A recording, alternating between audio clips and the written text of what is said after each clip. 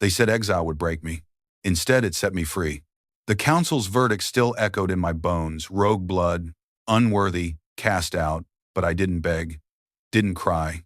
I walked through those iron gates with my spine straight and my scent locked down so tight it hurt.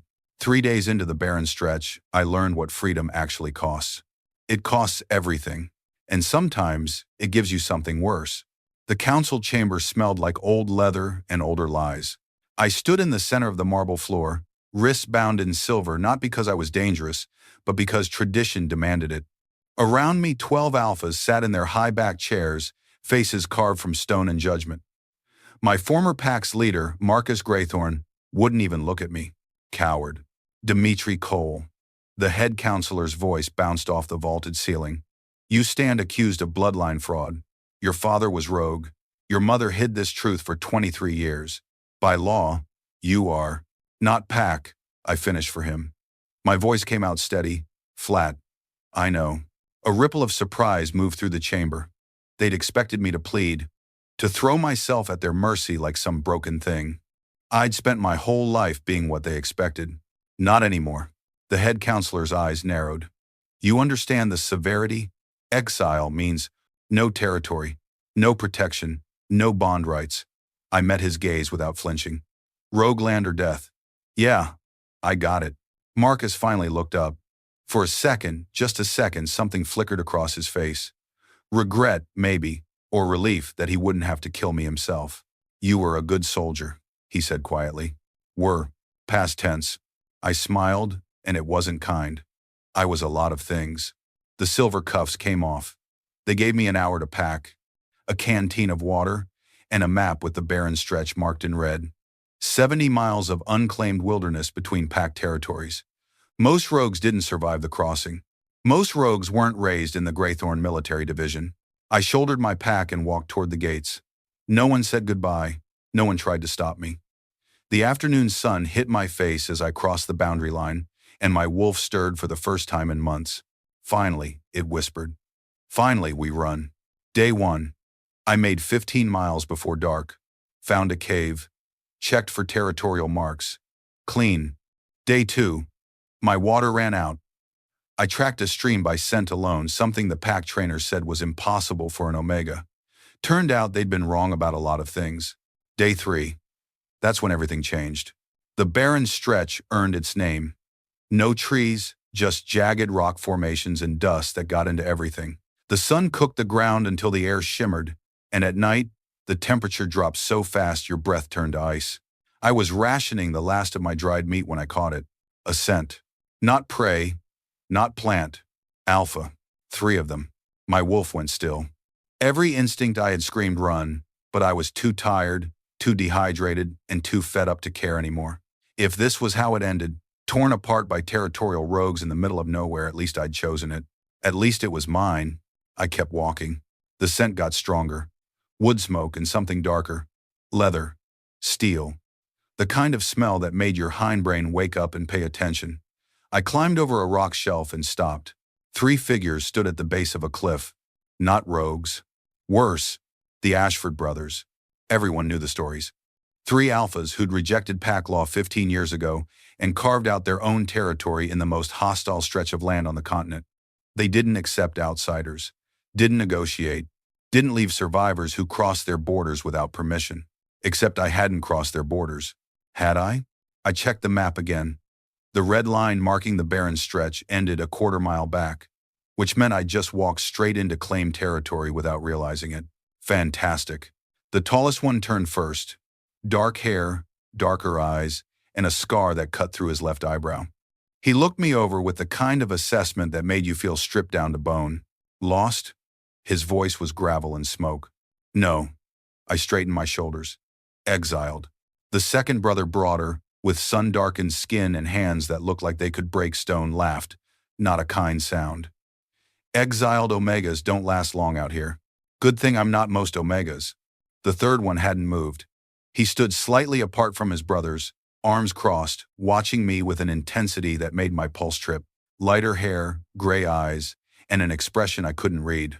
Silence stretched between us. Then the tall one, the leader, I assumed, smiled. It wasn't reassuring. You've got guts, he said. Stupid but guts. Thanks. I'll put that on my headstone. Another laugh from the broad one. The quiet one still hadn't spoken. What's your name? The leader asked. Dimitri. Dimitri. He tasted the syllables like he was deciding whether to spit them out or swallow. I'm Callum. That's Nolan. He nodded to the broad one. And the brooding statue is Rhys. Rhys's jaw tightened, but he didn't deny it. You're on Ashford land, Callum continued, which means you've got two choices. Turn around and take your chances back in the stretch. He paused, eyes glinting. Or convince us you're worth keeping. My wolf stirred again. Not in fear. In recognition. No. That wasn't possible. Fated bonds were rare. Three-way bonds were myths. And I'd just been exiled for bloodline fraud. The universe wasn't about to hand me some cosmic do-over. But my scent was unraveling despite every wall I'd built, and all three of them had gone completely, utterly still. Callum's pupils dilated. Nolan's breath caught. Rhys took a step forward before stopping himself, hand clenched into a fist. What? Nolan's voice came out rough. What are you? I looked at each of them in turn. Three savage alphas who'd rejected civilization. Three brothers who'd built a kingdom in the wasteland. Three pairs of eyes that were looking at me like I was the answer to a question they'd stopped asking. Trouble, I said finally. I'm trouble. Callum's smile widened. Good, he said. We like trouble.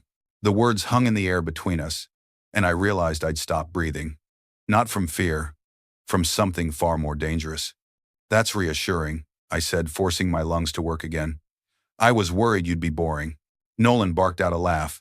Callum's grin sharpened into something predatory. Rhys still hadn't moved, but his eyes tracked every micro-expression on my face like he was reading a language only he understood. Boring. Callum repeated the word like it was a foreign concept. He took 3 steps closer, and my wolf didn't retreat. It leaned in. You walk into our territory half dead, smelling like... He stopped. His nostrils flared. Like that. And you're calling us boring? I've had a long week. I shifted my weight, ignoring the way my legs trembled. 3 days in the stretch with minimal food and water was catching up fast. So yeah, boring would be disappointing right about now. He's delirious, Nolan said. But there was something almost fond in his tone. Probably hasn't eaten in days. I'm standing right here. We can see that. Rhys spoke for the first time, and his voice was lower than I expected, quieter. It slid under my skin and settled somewhere near my spine. The question is why? I met his gray eyes. Why what? Why aren't you running? Fair question. Smart question. The kind of question that deserved an honest answer. Because I'm tired of running, I said simply. And because if you were going to kill me, you'd have done it already. Callum tilted his head. Confident. Observant. Same thing out here. The sun was starting its descent, painting the rocks in shades of rust and gold. My shadow stretched long across the dusty ground, and I watched it instead of them. Safer that way. You're not going back, Callum said. Not a question. Can't. Exile's permanent. Even if we sent you? I looked up sharply. Why would you do that? We wouldn't. Nolan crossed his arms. But we need to know you understand what staying means. Staying? I let out a breath that wasn't quite a laugh. I haven't agreed to anything. You walked into our territory. By accident. Doesn't matter. Callum moved closer again, and this time I did step back. My heel hit rock. Nowhere left to go. The stretch doesn't forgive mistakes. Neither do we. My pulse kicked up. Not fear. Still not fear. Something hotter, sharper, infinitely more complicated. So what? I kept my voice level. You're going to force me to stay? Force? Rhys's mouth curved slightly. Not quite a smile. No. Then what? Convince you, Callum said softly. That staying is the better option. Better than what? Dying in the stretch? That's not a high bar. Better than living half a life in packed territory. His eyes never left mine. Pretending to be something you're not. The words hit deeper than they should have. I locked my jaw. You don't know anything about me.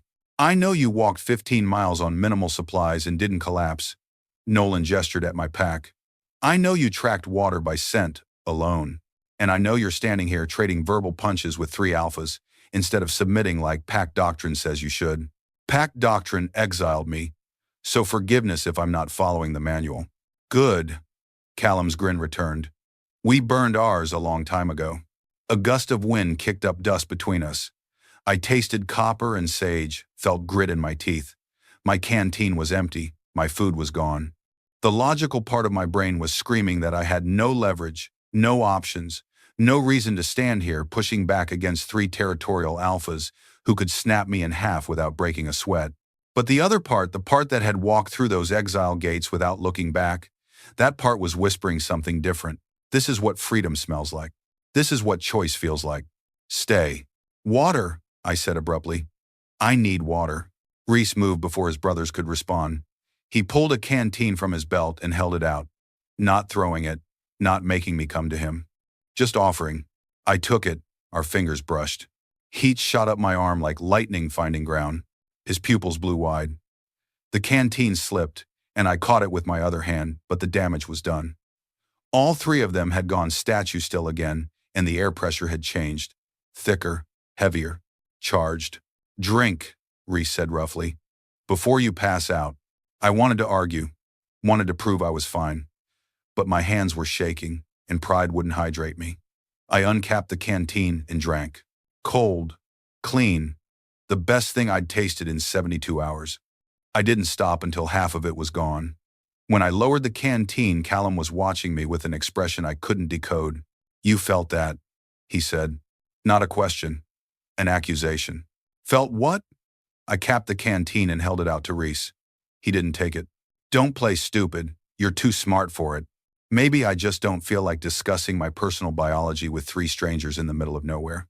We're not strangers. Nolan's voice had lost its humor. Not anymore. One conversation doesn't make us friends. No, Callum agreed. But one touch apparently makes us something else. My stomach dropped. Don't. Don't what? Don't say it. I shoved the canteen at Rhys harder this time. He caught it automatically. Don't make this into something it's not. And what do you think it is? Rhys asked quietly. A mistake. The word tasted like ash. A coincidence. A glitch in pheromone chemistry because I'm dehydrated and exhausted, and you 3 happen to smell like... I stopped. Too late. Like what? Callum's voice dropped lower. Dangerous. Finish that sentence, Dimitri. Like trouble, I said, throwing his own word back at him. Remember? That's what I am. That's not what you were going to say. No, it wasn't. I'd been about to say home. That they smelled like something I'd been searching for my entire life without knowing I was searching. That their combined scents had wrapped around my wolf and made it purr for the first time since my mother died. That I was terrified of what that meant. Doesn't matter what I was going to say, I said instead. I'm not staying. Silence. Long enough that I heard my own heartbeat.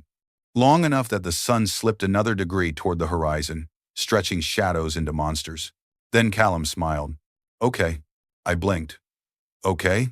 You're not staying. He shrugged, easy and unbothered. Fine. We'll walk you to the northern border. Make sure you don't die on the way. That's it?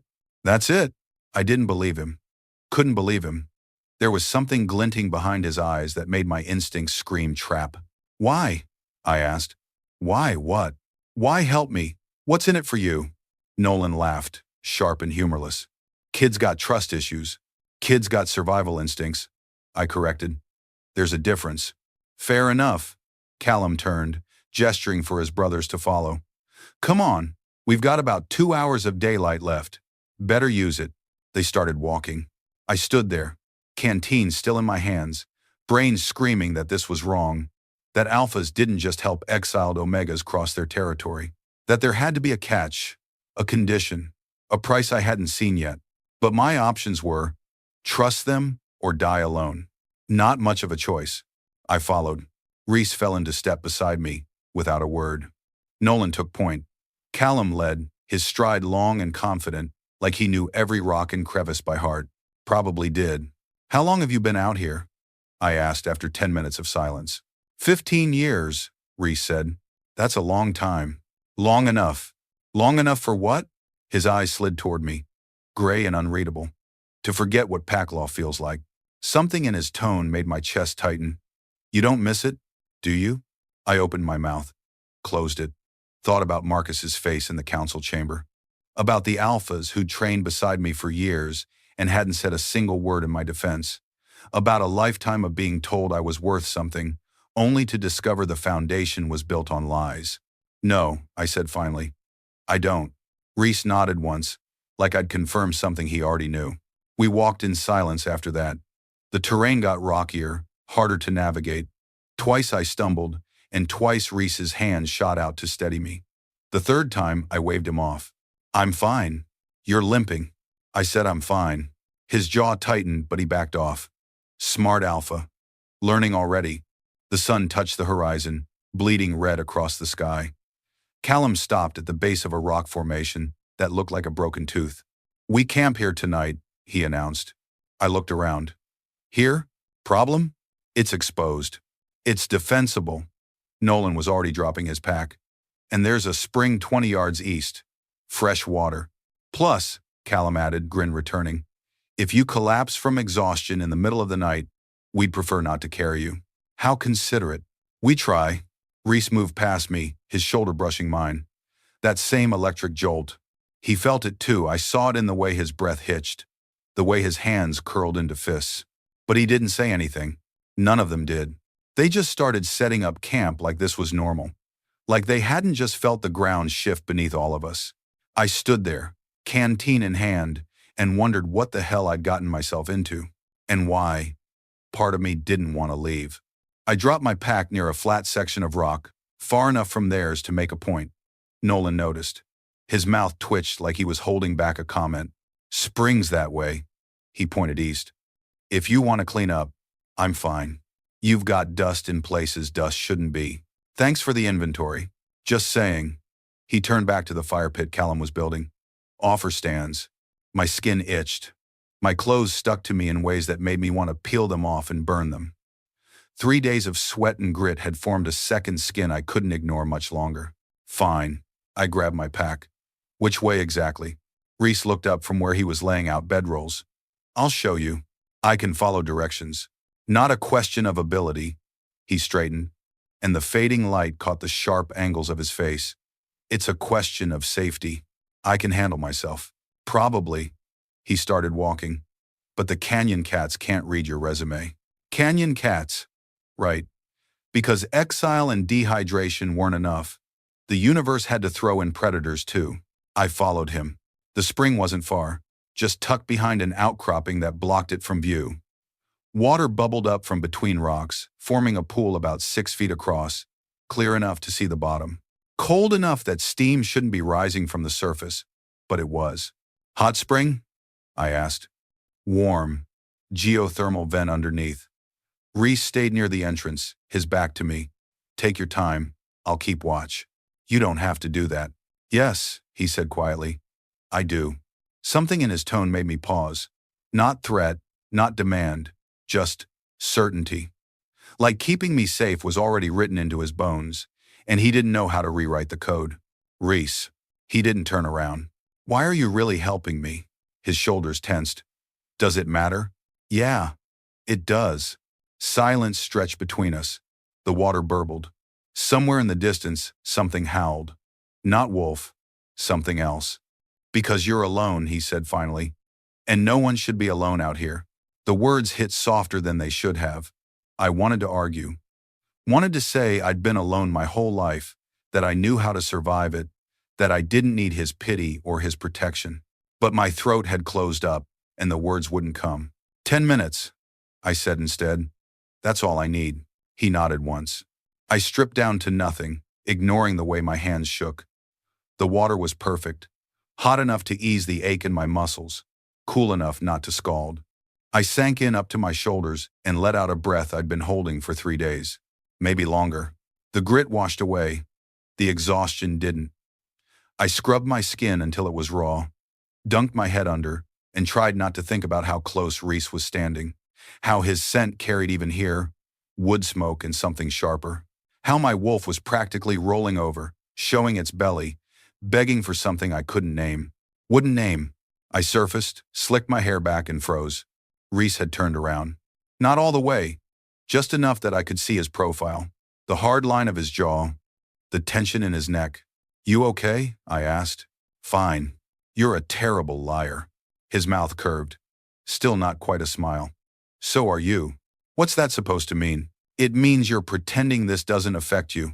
He turned fully now, and his eyes met mine across the space, gray and burning, and I can smell the lie. Heat flooded my face. Not embarrassment. Something hotter. You can't. I can. He took one step closer. Your scent changes when you're nervous. Gets sweeter. Like honey and smoke. Stop. Why? Because you're making this complicated. It's already complicated. Another step. Has been since you walked into our territory. I didn't know it was yours. Doesn't change what happened. Nothing happened. Dimitri. My name in his mouth sounded like a prayer. Like a curse. Don't insult both of us. I stood up. Water sluiced off my skin, and I didn't miss the way his gaze tracked every drop. Didn't miss the way his hands clenched at his sides, like he was physically holding himself back. This is a bad idea, I said. Probably. I'm leaving in the morning. I know. So why are you looking at me like that? Like what? Like you're trying to memorize me. His throat worked. Maybe I am. The air between us crackled. I should have looked away. Should have gotten out of the water, gotten dressed, put distance between us before this turned into something neither of us could take back. Instead, I heard myself ask, why? Because. He moved closer. Close enough now that I could see the gold flecks in his gray eyes. Close enough that his scent wrapped around me like a living thing. Because I've been waiting 15 years for something to make sense, and you walked into our territory smelling like the answer. I'm not an answer. No. His voice dropped lower. Rougher. You're a question I didn't know I was asking. My breath caught. The water lapped at my waist, warm and insistent. Rhys. Tell me to leave, he said. Tell me you don't feel this, and I'll walk away. I'll escort you to the border in the morning, and you'll never see us again. My mouth opened. The words were right there. Simple. Easy. They wouldn't come. I can't, I whispered. Something in his expression cracked. Can't what? Can't tell you I don't feel it. The admission tasted like defeat, like victory, like the edge of something vast and terrifying. Because I do, and I hate that I do. Why? Because feeling something doesn't make it real, doesn't make it right. I wrapped my arms around myself, suddenly cold despite the warm water. I just got free. I can't walk into another cage. This isn't a cage. You don't know that. I do. He crouched at the edge of the spring, close enough to touch but still holding back. Because we'd never lock you in. The door stays open. Always. And if I walk through it, then you walk through it. His jaw tightened. But at least give us a chance to show you why you might want to stay. Us. I latched onto the word. Not just you. No. He didn't look away. Not just me. That's insane. Is it? He tilted his head. Or is it just different from what you were taught?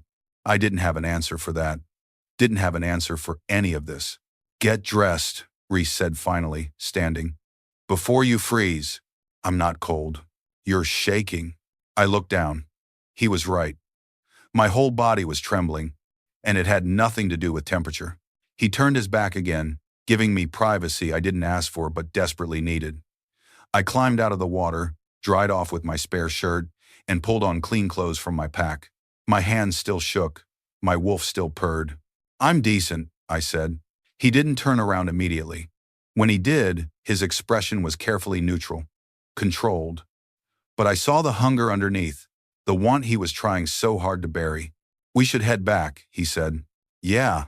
Neither of us moved. Rhys, don't. He closed his eyes. Don't ask me questions I can't answer yet.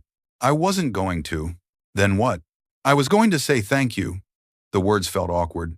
Foreign, for keeping watch, for not pushing. His eyes opened. You don't have to thank me for basic decency. In my experience, basic decency is pretty rare. Something painful flickered across his face. Your pack really did a number on you. Former pack. I shouldered my pack, focusing on the buckles instead of his eyes. And yeah, they did. We walked back in silence. The camp had transformed while we were gone. A fire crackled in the pit, casting dancing shadows across the rocks. Nolan had something cooking that smelled like heaven. Callum sat cross-legged near the flames, sharpening a knife with slow, deliberate strokes. All three of them looked up when we appeared. Callum's gaze flicked between us. Everything okay? Fine, Rhys said. Sure looks fine.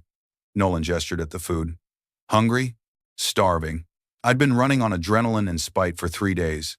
The smell of actual food made my stomach clench. Yeah, I admitted. Sit. Nolan handed me a bowl. Eat. Then we talk. Talk about what? Callum's knife paused mid-stroke.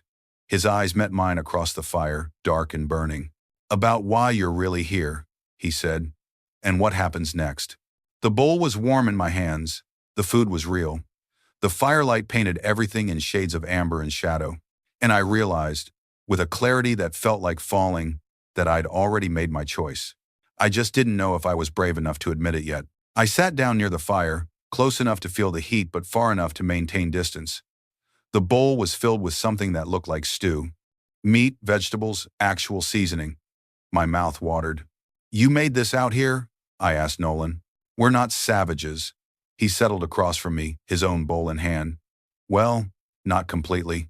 Could have fooled me with the whole savage Alpha Brothers reputation. Callum's knife resumed its rhythmic scraping. Reputations are useful. Keeps most people away. Most? The smart ones. His eyes glinted in the firelight. The stupid ones we deal with differently. Define differently. Eat first, Rhys said, lowering himself beside me. Not touching, but close enough that I felt his body heat. Talk after. I wanted to argue. Wanted to demand answers before I put anything in my mouth, because trusting food from strangers was exactly how people ended up dead or worse. But my hands were already lifting the spoon, and the first bite made every logical thought evaporate. Oh my God, I said around the mouthful. Nolan grinned. Good? I take back every negative thing I was thinking about you. You were thinking negative things? I was thinking suspicious things. There's a difference. Not much of one. I took another bite. Then another. Halfway through the bowl, I realized all three of them were watching me with varying degrees of amusement. What? I asked. Nothing. Callum's mouth curved. Just nice to see someone appreciate good food. I appreciate not starving to death. Don't read into it. Wouldn't dream of it. I finished the bowl. Nolan offered seconds. I accepted without hesitation. Pride be damned. The second bowl disappeared faster than the first. By the time I set it down, my stomach was full for the first time in days, and the exhaustion I'd been fighting was creeping in at the edges. Better? Rhys asked quietly. Yeah. I stretched my legs toward the fire, feeling the warmth seep into my bones. Thanks. Don't thank us yet. Callum set his knife aside, giving me his full attention. We haven't had our conversation. Right. I straightened, forcing myself alert. The one about why I'm really here. That's the one. I already told you. Exile. You told us the what, not the why. Does it matter? Everything matters. He leaned forward, elbows on his knees. You don't walk into rogue territory by accident, Dimitri. You don't cross 70 miles of the stretch without serious motivation. So what are you running from? Nothing. Try again. I'm not running from anything. The words came out harder than I intended. I'm running towards something. What? I don't know yet. I met his eyes across the fire. But it's not back there. Silence. The fire crackled. Somewhere in the darkness, something moved. Rhys shifted beside me, his shoulder brushing mine. Your pack exiled you for bloodline fraud, Callum said. Not a question. My spine stiffened. How do you know that? We know things. He waved a hand. Information travels, even out here. Greythorn Pack expelled an Omega 3 days ago. Only Omega in their military division. That narrows it down. Congratulations, you can do math. I can also read between lines. He tilted his head. They found out your father was rogue, which means your mother lied for over 2 decades, which means you spent your whole life thinking you belonged somewhere, only to discover the foundation was rotted through. Heat crawled up my neck. You don't know anything about it. Don't I? Something flickered in his expression. Old pain, carefully controlled. I know what it's like to be told you're not good enough. I know what it's like to have everything you built ripped away because of something you can't control. Then you know why I'm not going back. We're not asking you to go back. Nolan's voice cut through the tension. We're asking what you want to do next. I don't know. Yes, you do. Rhys spoke without looking at me. You knew the moment you walked into our territory. My pulse kicked up. I didn't know it was yours. Doesn't matter. You felt something. We all did. There it was, the thing none of us wanted to say out loud. The elephant dancing around the fire, impossible to ignore. Scent compatibility doesn't mean anything, I said. It means something. Callum's voice had gone soft. Dangerous. It means chemistry, connection. The kind pack bonds are built on. I'm not looking for a pack. What are you looking for? Freedom. Choice. A place where I didn't have to pretend to be something I wasn't. But saying that out loud felt like exposing my throat, and I'd already done that once tonight. Space, I said instead. To figure out who I am, without someone telling me who I should be. And you think you can do that alone? I've been alone my whole life. I'm good at it. Being alone in a crowd isn't the same as being alone out here. Nolan gestured at the darkness beyond the firelight. Out here, alone means dead. So what are you suggesting? I join your pack? We don't have a pack. Callum's smile was sharp. We have a territory, a home, and occasionally we have people who earn a place in it. Earn. I tasted the word. What does that mean? It means you prove you can survive, that you can contribute, that you're not dead weight. I can handle myself. We'll see. The challenge hung between us, and my wolf bristled. You want to test me? I want to know what you're made of. Callum stood, brushing dust from his pants. Because if you stay, you're not a guest. You're not some lost omega we're sheltering out of pity. You pull your weight, or you leave. Fine. I stood too, ignoring the way my legs protested. What's the test? Tomorrow. He stretched, all casual confidence. Tonight you rest. You've earned that much. Generous of you. We try. Rhys stood, his hand hovering near my elbow like he wanted to steady me, but knew better. Your bedroll's over there. I can see it. I know. His eyes searched my face. But you're swaying. I was. The food, the warmth, the sheer relief of not having to run anymore was catching up fast. My vision blurred at the edges. I'm fine, I said automatically. You're exhausted. Nolan moved to my other side. Not crowding, just present. And stubborn. Dangerous combination. I've survived worse. Not the point. Callum's voice came from behind me now. When had he moved? The point is, you don't have to survive alone anymore. Not tonight. I haven't agreed to anything. No. His breath ghosted across the back of my neck, and every hair on my body stood up. But you will. Confident. Observant. He threw my own word back at me. You're not leaving, Dimitri. You know it. We know it. The only question is how long you're going to fight it. I turned, putting space between us. All three of them were closer than they should be, forming a loose circle that felt like protection and prison all at once. I need to sleep, I said. Not a retreat, a tactical withdrawal. Good idea. Callum's smile was knowing, infuriating. Big day tomorrow. I walked to my bedroll on legs that barely held me up, laid down on rock and thin fabric, staring up at stars I couldn't name. Behind me, the fire crackled. Quiet conversation drifted over, too low to make out words. My wolf was purring again. Content in a way it had never been in pack territory. Traitor. I closed my eyes. Tried to sleep. Failed. Because I could still feel Rhys's gaze on my skin. Could still smell Callum's smoke and Nolan's earth. Could still hear their heartbeats syncing with mine in a rhythm that shouldn't be possible. And I knew, with a certainty that terrified me, that crossing into their territory hadn't been an accident. It had been inevitable. The only question now was whether I'd survive what came next. Or if I even wanted to. Sleep didn't come. My body was exhausted, begging for rest, but my mind kept spinning in circles. The fire's warmth didn't reach this far, and the night air had teeth. I pulled the thin blanket tighter and tried to focus on breathing. In, out. Simple. Except nothing about this was simple. Footsteps on rock. Quiet, but not trying to hide. I kept my eyes closed, tracking the sound. They stopped a few feet away. I know you're awake, Rhys said. Congratulations on your observational skills. You're cold. I'm fine. Your teeth are chattering. I opened my eyes. He stood there, backlit by the dying fire, holding what looked like another blanket. His expression was unreadable. I don't need charity, I said. It's not charity. It's practicality. He moved closer, crouching beside my bedroll. Hypothermia doesn't care about your pride. I've survived worse weather. In pack territory, with proper gear. He held out the blanket. This isn't pack territory. I noticed. Then stop acting like you have something to prove. The words hit harder than they should have.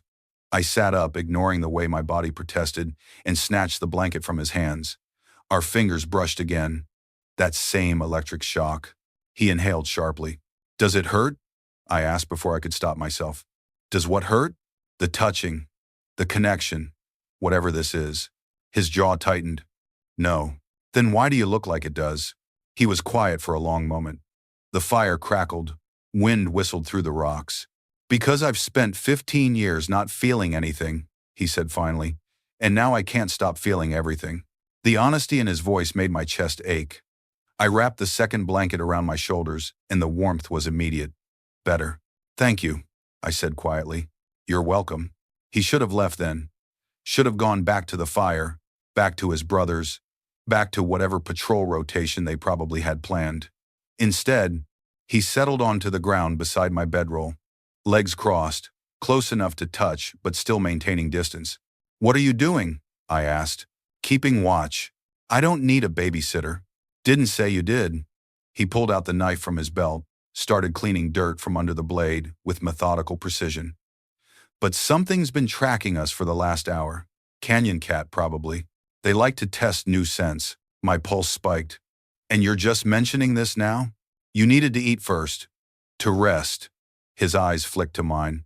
Panicking on an empty stomach doesn't help anyone. I don't panic. Everyone panics. The difference is whether you let it control you. Philosophical for a rogue alpha. His mouth curved slightly. You'd be surprised what 15 years in the wilderness teaches you. Try me. He considered that, knife pausing mid-stroke. It teaches you that survival isn't about being the strongest. It's about being the smartest, the most adaptable. His gaze held mine. And sometimes, it's about knowing when to let people in. Is that what you did? Let your brothers in? Their blood. That's different. Is it? Yes. But something flickered in his expression. Doubt, maybe, or longing. Blood means you're stuck with each other. Choice means you want to be. And which one are we? The question hung between us. I hadn't meant to ask it, hadn't meant to push this conversation into territory neither of us was ready for. I don't know yet, Rhys said honestly. But I'd like to find out. My wolf preened. I told it to shut up.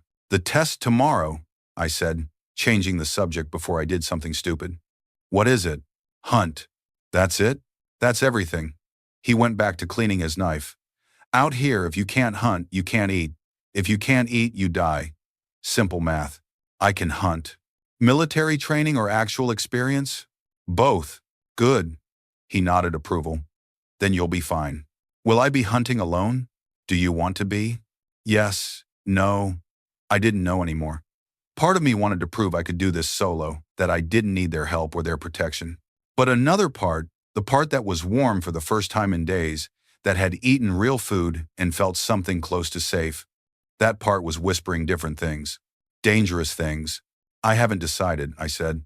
Fair enough. He sheathed his knife. You've got until sunrise. A howl split the night. Close. Too close. My muscles tensed, ready to move, but Rhys didn't even flinch. Canyon cat? I asked. Different pack. Wolf. He stood in one fluid motion, eyes scanning the darkness, checking boundaries. Yours? Ours. He glanced down at me. If you stay. The possessive pronoun did things to my pulse I didn't want to examine. You're very confident I'm staying. I'm very observant. He started walking back toward the fire. Get some sleep, Dimitri. Tomorrow's going to test more than your hunting skills. What's that supposed to mean? He looked back over his shoulder, and the firelight caught his eyes, turning them molten silver. It means we'll see what you're really made of. Then he was gone, melting back into the shadows near his brothers. I heard low voices, couldn't make out words, heard Callum's rough laugh, Nolan's quieter response. I lay back down, both blankets wrapped tight, and stared at the stars. The howl came again, closer still. My wolf stirred, wanting to answer, wanting to claim territory that wasn't mine to claim. Not yet. Maybe not ever. I closed my eyes and forced my breathing to slow, forced my mind to quiet, forced myself to ignore the way my skin still buzzed where Rhys had been sitting, the way his scent lingered on the second blanket, mixing with mine until I couldn't tell where one ended and the other began. Sleep crept in slowly, fitfully, full of dreams that felt more like memories I hadn't lived yet, running through darkness with something chasing me.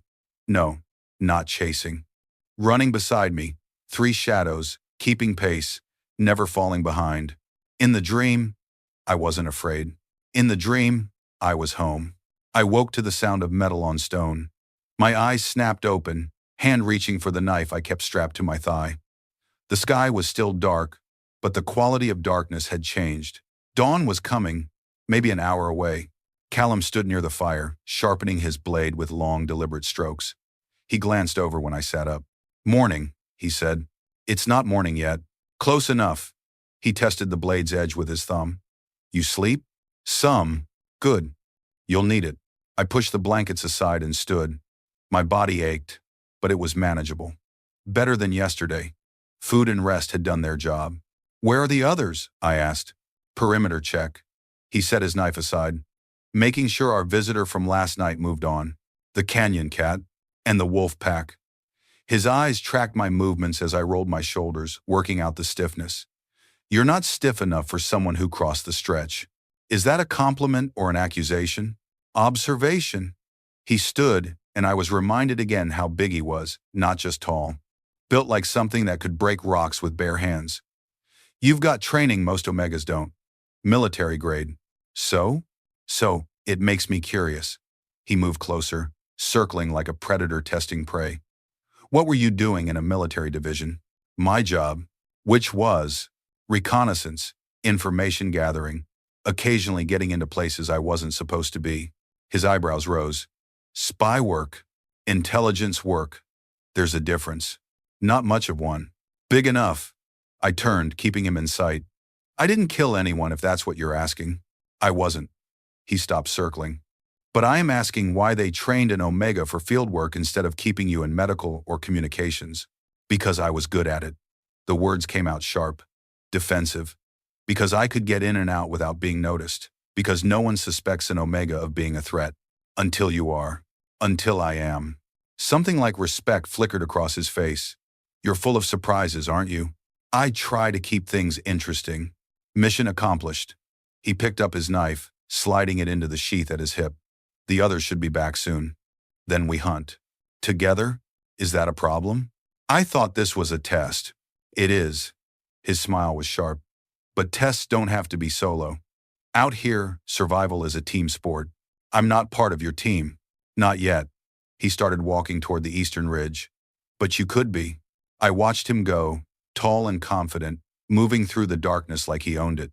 Maybe he did. The sky was lightening now, painting the rocks in shades of gray and gold. Somewhere in the distance, birds started calling, day sounds replacing night sounds. My wolf was awake, alert, ready. And despite every logical reason to run, to leave, to find somewhere else to carve out a life, I realized I was ready too. Ready to see what came next. Ready to prove I belonged. Even if I didn't know where yet. Movement caught my eye. Rhys and Nolan emerged from the rocks to the north, moving in sync like they'd done this 1,000 times. Probably had. Rhys's eyes found mine immediately, and something in my chest pulled tight. "Clear?" Callum called. "For now," Nolan answered. Cat moved east. Wolfpack's gone quiet. "Good." Callum gestured me over. "Time to see what you've got." I walked toward them, rolling my shoulders one more time. The knife at my thigh was a comfortable weight. Familiar. I'd carried it through dozens of reconnaissance missions, through training exercises that pushed me past breaking, through the last 3 days of hell in the stretch. It hadn't failed me yet. "Rules are simple," Callum said when I reached them. "We track, we hunt, we bring back enough meat to last 3 days. You keep up, or you don't. That's it? That's it. No arbitrary obstacles? No hidden challenges?" Nolan's mouth twitched. "You want us to make it harder? I want to know what I'm walking into." "Smart," Rhys murmured. "But out here, the wilderness makes its own challenges. We don't need to add more." "Comforting." "Honest." He moved past me, close enough that his arm brushed mine. Still that electric jolt. Stay alert, watch the wind, and if something feels wrong, trust it. I always trust my instincts. Good. Callum started walking. Then let's move. We headed north, single file through terrain that got progressively rougher. The rocks here were sharper, jutting up like broken teeth. I kept pace easily, muscle memory from years of fieldwork taking over. Watch your footing. Scan for movement. Stay aware of your surroundings. Basic survival. Except nothing about this felt basic. The sun cleared the horizon, throwing long shadows across the ground. Rhys moved like water, fluid and soundless. Nolan's steps were heavier but deliberate, each one placed with precision. Callum led with the confidence of someone who knew every inch of this territory, and I was watching all three of them, learning their patterns, cataloging weaknesses that might not exist. Old habits. There, Callum stopped, pointing to tracks in the dust. Deer, adult male, moving slow. I crouched, examining the prints, deep in the front, shallow in the back. Injured. Good eye. Nolan knelt beside me. Left rear leg, probably. See how the weight distribution's off? Yeah. I traced the track with one finger, not quite touching. How old? Hour, maybe less. Rhys was already scanning ahead. Still fresh. So we track it. Callum looked at me. You know how to move quiet? I was a reconnaissance specialist. What do you think? I think you talk a good game. His grin was sharp. Let's see if you back it up. Challenge accepted. We moved through the rocks, following signs most people wouldn't notice. A displaced pebble here, a crushed plant there, the faint musk of deer mixed with something copper. Blood. The injured animal was leaving a trail even a child could follow. But the terrain was testing me. Sharp inclines that required climbing. Narrow passages that forced us single file. Places where one wrong step meant a nasty fall. I didn't falter once. He's good, Nolan said quietly to his brothers. Not trying to hide it, just stating fact. Told you, Rhys replied. Callum said nothing, but I felt his gaze on my back. Assessing, calculating. The tracks led us into a narrow canyon, walls rising 30 feet on either side. The deer's scent was stronger here, mixing with stone and morning dew. My wolf stirred, interested but controlled. Careful, Rhys said, voice low. This is ambush territory. For what? Everything. He pointed to scratch marks on the canyon wall, deep gouges in solid rock. Canyon Cat used this route recently. How recently? Recently enough. Nolan drew his knife. Stay close. We moved deeper into the canyon, and the light dimmed as the walls closed in. My pulse was steady, controlled. This was what I was trained for. High-pressure situations where one mistake could be fatal. Except in pack territory, I'd had backup. Extraction plans. Rules of engagement. Out here, there was just us. Just this. The deer appeared around a bend, exactly as injured as its tracks suggested. Left rear leg dragging, head low, exhausted from blood loss and pain. It saw us. Tried to run. Couldn't. Quick and clean, Callum said. Dimitri, you want first strike? I looked at the deer, at the suffering in its eyes, at the inevitability of what came next. No, I said. 3 pairs of eyes turned to me. No? Callum repeated. It's your territory. Your kill. I met his gaze without flinching. I'm not trying to take what isn't mine. Something shifted in his expression. Respect, maybe, or surprise that I understood the politics of the situation. Smart answer. He moved forward, knife ready. But wrong one. How is that wrong? Because if you stay, this becomes your territory too. He stopped, looking back. Your hunt. Your responsibility. Out here, we share the weight or we die under it. I haven't agreed to stay. No. His smile was knowing. But you will. He approached the deer with surprising gentleness, spoke soft words I couldn't hear. Then one quick motion, and it was over. Clean. Respectful. The kind of kill that honored the animal instead of just taking from it. We field dressed the carcass in silence. I'd done this before, during survival training, but watching the brothers work was different. They moved in perfect sync, each taking a role without discussion. No wasted motion, no hesitation. You're staring, Nolan said without looking up. I'm observing. Same thing. Not even close.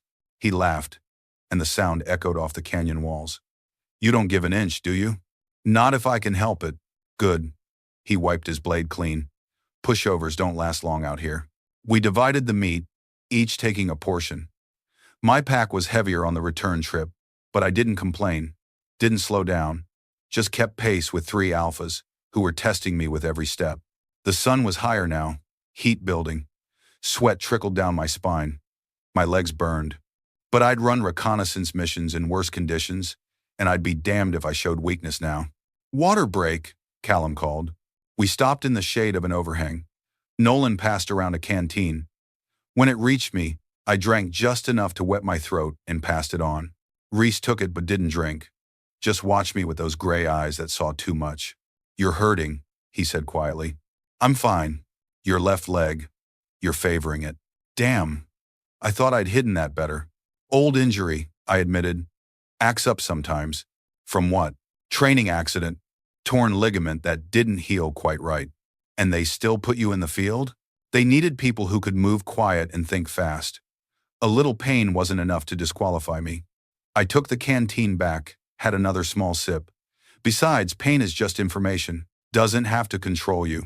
Rhys's expression softened. You sound like someone who's had to convince themselves of that. Maybe I have.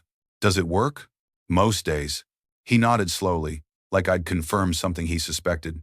Then he pulled a small tin from his pack and handed it to me. What is this? I asked.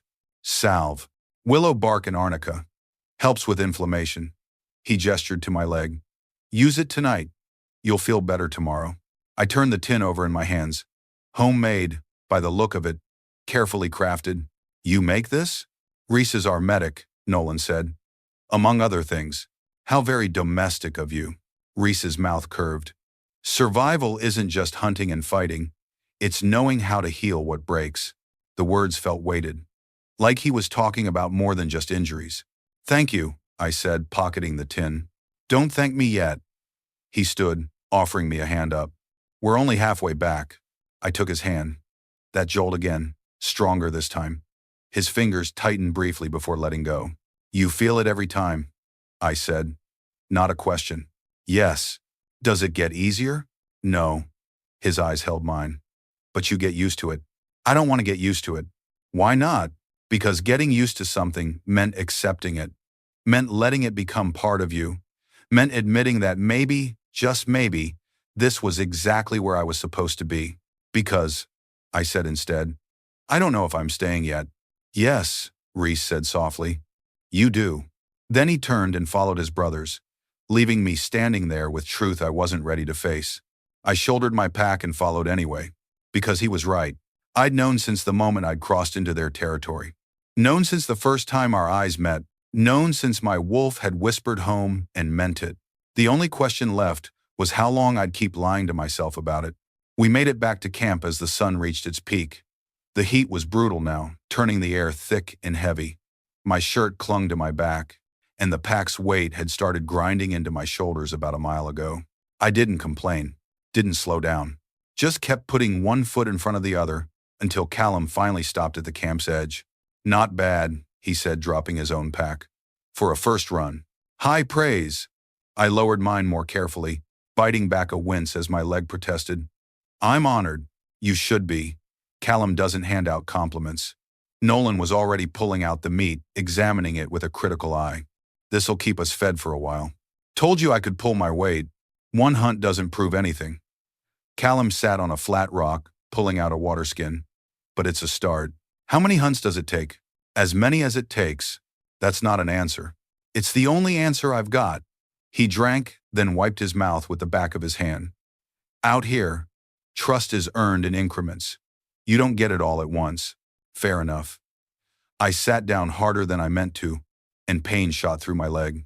Sharp, immediate. Rhys was beside me before I could blink. Let me see, he said. It's fine. It's not fine. You're limping worse than you were an hour ago. His hands hovered near my leg, not touching but ready to. Let me see, Dimitri. The use of my name, soft and insistent, made something in my chest crack. Fine. I stretched my leg out. But I'm telling you, it's just old damage.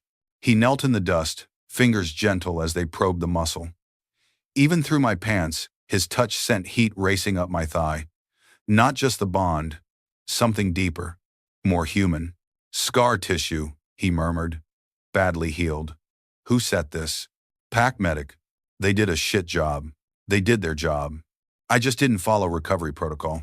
His eyes snapped to mine. Why not? Because I had missions. Because sitting still for 6 weeks wasn't an option. I pulled my leg back. Because I was trying to prove I belonged. To who? To everyone. The words came out bitter. To the pack. To my unit. To myself. Silence stretched between us. Nolan had stopped working on the meat. Callum had gone still, water skin forgotten in his hands. And did it work? Rhys asked quietly. For a while. I looked away, focusing on the horizon instead of the understanding in his eyes. Until it didn't. Because they found out about your father. Because everything I'd built was built on a lie. My hands curled into fists. 23 years of thinking I knew who I was, where I came from, what I was meant to be. And then one day, some bureaucrat pulled a file, and it all came crashing down. That's not your fault. Doesn't matter whose fault it is, the result's the same. Is it? Callum leaned forward, elbows on his knees. Because from where I'm sitting, it looks like their loss is our gain. I laughed, sharp and humorless. You don't know that, don't I? He gestured at the camp, at the successful hunt, at the 3 of them watching me with varying degrees of intensity. You kept pace with 3 territorial alphas on injured leg through hostile terrain. You tracked prey, showed respect for hierarchy, and didn't break once. That's not nothing. It's also not everything. No, he agreed. But it's enough to make me curious about the rest. My pulse kicked up. What rest? The parts you're not showing us. His eyes glinted. The parts you're keeping locked down behind all that control. Maybe there's nothing to show, and maybe you're a liar. He said it without heat. Just fact. But that's okay. We've all got secrets out here. Even you? Especially us. Nolan spoke for the first time since Rhys had started examining my leg. You think we ended up in the middle of nowhere by accident? I think you rejected pack law and carved out your own kingdom. That's the story. Callum's smile was sharp. But stories don't tell you why. So tell me. Not yet. He stood stretching. You want our secrets? Earn them. How? By giving us yours first. The challenge hung in the air. I could deflect, could change the subject, could build another wall and hide behind it like I'd been doing my entire life. Or I could do something terrifying. I could tell the truth. My mother was pack, I said slowly. Born and raised Greythorn. Alpha bloodline. Strong genetics, everything they valued. I picked up a pebble, turned it over in my hands. My father was rogue. She met him on a border patrol, and by all accounts, they fell in love. Romantic, Nolan murmured. Illegal. I tossed the pebble away. Pack law forbids bonding with rogues, but she did it anyway. Had me. Registered me under a false lineage. Spent 23 years maintaining the lie. And then she died, Rhys said softly. Cancer. Fast and brutal. The words still hurt. She made me promise not to tell anyone the truth. Said it would destroy everything she'd built, everything she'd sacrificed for. But they found out anyway. They found out anyway. I looked at Callum. Some junior clerk doing genealogy research for a pack historian. Traced my mother's bloodline back 6 generations. Found inconsistencies. Started digging. Found my father's real name in some ancient rogue registry, and they exiled you for her lie. They exiled me for existing.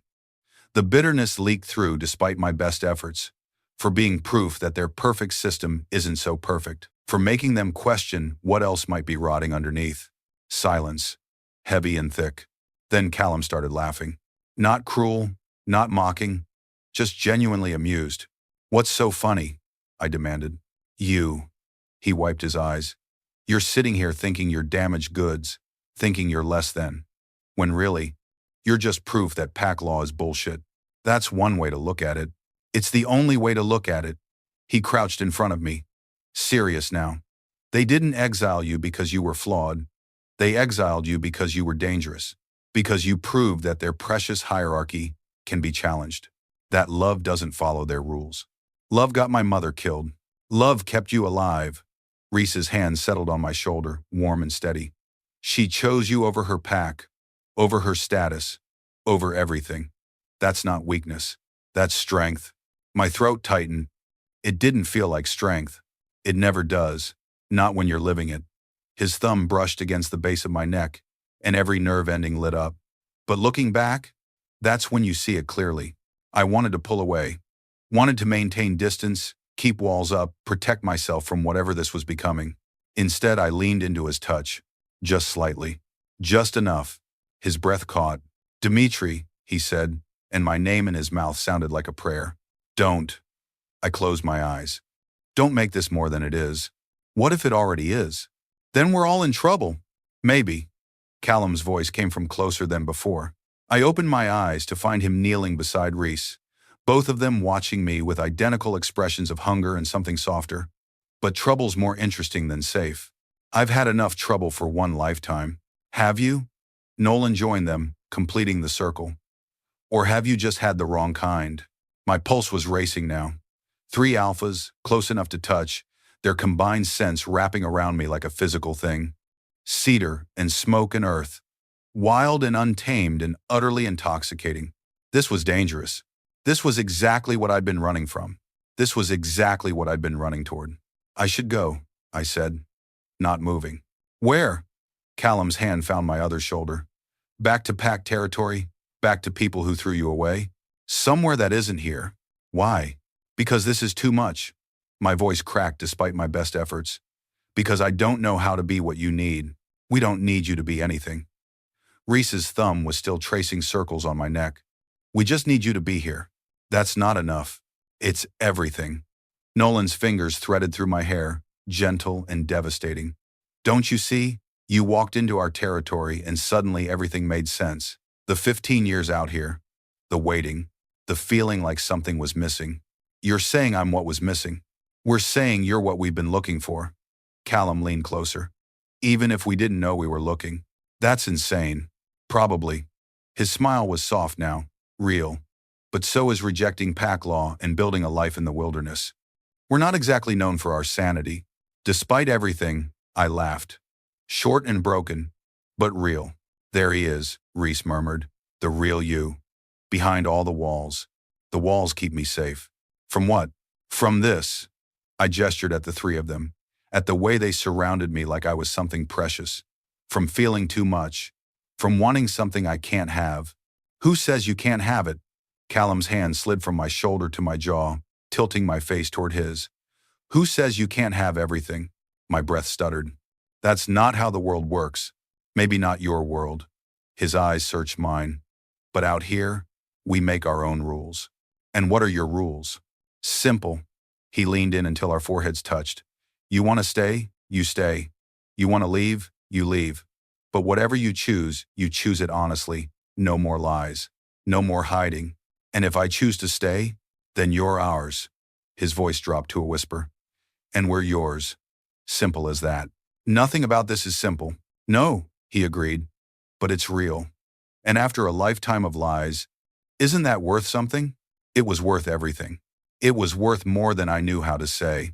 So instead of saying anything, I closed the distance and kissed him. Callum went still for half a heartbeat, then his hand tightened on my jaw, and he kissed me back like he'd been waiting his entire life for permission. He'd exploded through my veins. Not just attraction. Something deeper, primal, inevitable. His mouth was demanding, possessive, and I met him with equal force because I was done pretending this wasn't exactly what I wanted. His brother's sense intensified around us. Nolan's fingers tightened in my hair. Rhys's hand slid down my spine, anchoring me. Then Callum pulled back, breathing hard. "Are you sure?" he asked, voice rough. "No." I grabbed his shirt. "But I'm done being careful." His grin was feral. "Good answer." Rhys's mouth found the curve of my neck, and I gasped. Not pain, pure electricity. His lips traced the spot where a bond mark would go, and my wolf practically howled with want. "Wait." I pushed against his chest, and he retreated immediately. All 3 of them did, giving me space I hadn't asked for. "Ground rules. Now?"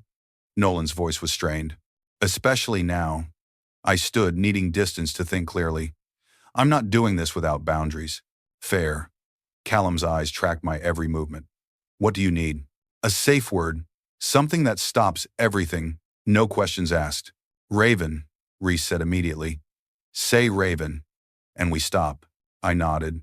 And no marks, not yet. Not until I decide if I'm staying permanently. The words hung heavy. All three of them stiffened, but Callum recovered first. Agreed. His jaw was tight. Anything else? This doesn't mean I'm Pack. This doesn't mean I'm yours. I met each of their eyes in turn. This just means I'm tired of running from what I want. Understood. Nolan moved closer, careful and deliberate. And what do you want, Dimitri? Right now? My pulse was racing. You, all of you. And I have no idea what that makes me. Human, Rhys said softly. It makes you human. The tension shattered. Callum moved first, pulling me against his chest. His mouth found mine again, deeper this time, and I opened for him without hesitation. His hands roamed my back, my sides, mapping every line like he was memorizing me through touch. Nolan's chest pressed against my back. His lips traced my shoulder blade through my shirt, teeth scraping fabric. You taste like smoke and defiance. Is that a complaint? It's a compliment. His laugh vibrated against my spine. I like fire.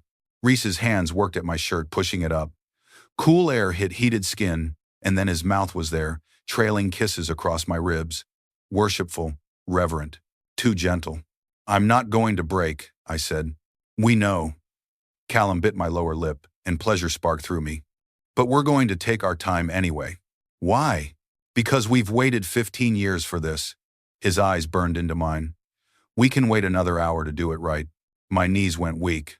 Nolan caught me, strong arms banding around my waist. Bedroll, Rhys said. Now. They moved me like water, flowing together until I was horizontal on the softest bedroll, and they surrounded me like wolves circling prey. Except, I wasn't prey. I was the center of their universe, and the power in that realization was intoxicating. Callum's mouth traced my collarbone.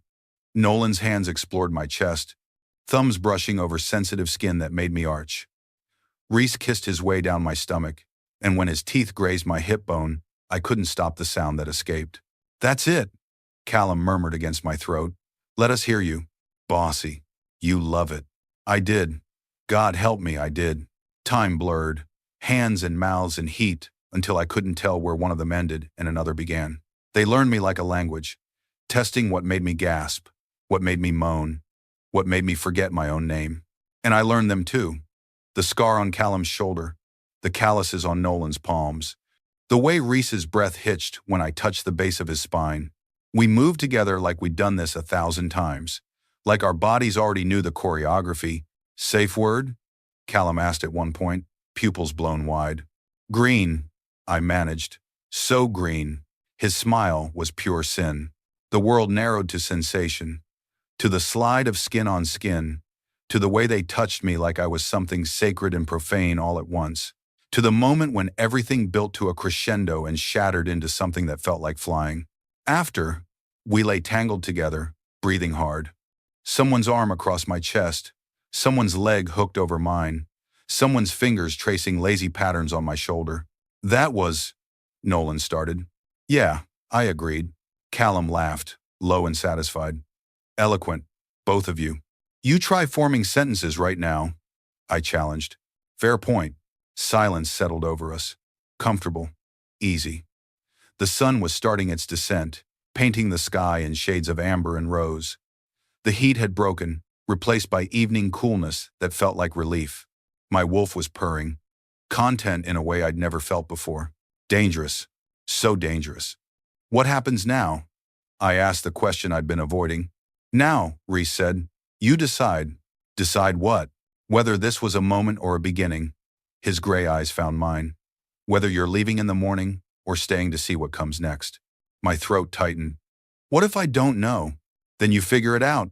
Callum propped himself up on one elbow. But you figure it out here, with us, not alone in the stretch. Why do you care so much? Because you're ours. The words were simple. Absolute. You walked into our territory and everything changed. We're not letting you walk away without a fight. Even if that's what I want, is it? Nolan's hand found mine, fingers interlacing. Is that really what you want, Dimitri? No. The answer was immediate and terrifying. I didn't want to leave. Didn't want to go back to being alone, to building walls, to pretending I didn't need anyone.